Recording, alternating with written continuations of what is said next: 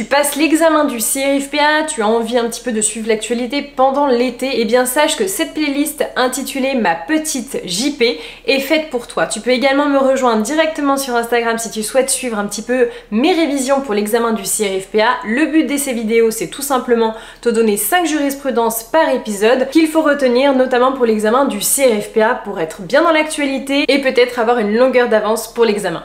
Bonne chance!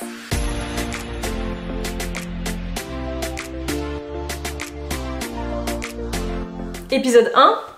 Action. L'obligation de reclassement qui pèse sur l'employeur en cas de déclaration d'inaptitude d'un salarié a été reprécisée par la Cour de cassation dans 2 arrêts du 5 juillet 2023. Ainsi, l'obligation de reclassement dès lors qu'un salarié est déclaré inapte, cette obligation va naître à la date de la déclaration d'inaptitude par le médecin du travail. Ainsi, le droit applicable ainsi que la procédure de licenciement va s'apprécier à partir de cette même date. Deuxième arrêt important à retenir, la Cour de cassation est venue repréciser un certain paramètre au sein même du CSE, à savoir que seuls les membres de la délégation, des membres du personnel et seulement eux peuvent se prévaloir du non-respect du délai minimum de communication de l'ordre du jour par le président, puisque cette prescription est dans leur intérêt. Et cet arrêt date du 28 juin 2023.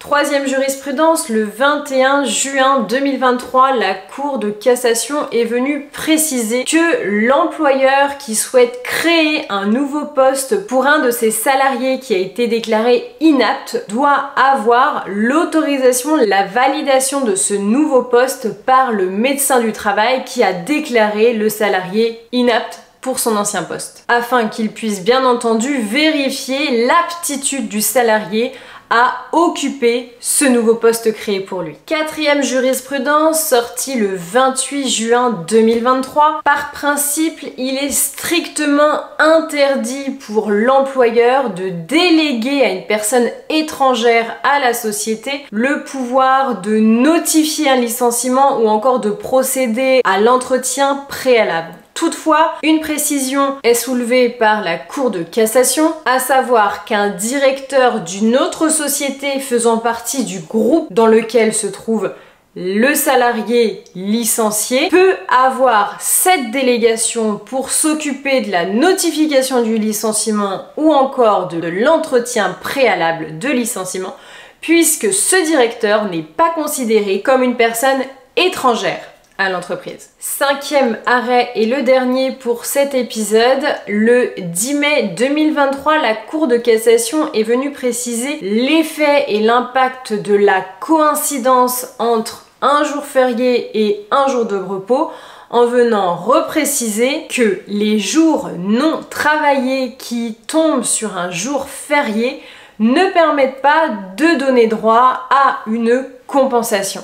Voilà, je te donne rendez-vous dans un prochain épisode. N'hésite pas à me retrouver sur Instagram pour suivre toutes mes activités, mes conseils, ma préparation à l'examen du CRFPA. Et je te souhaite beaucoup de courage dans la préparation du CRFPA. À bientôt!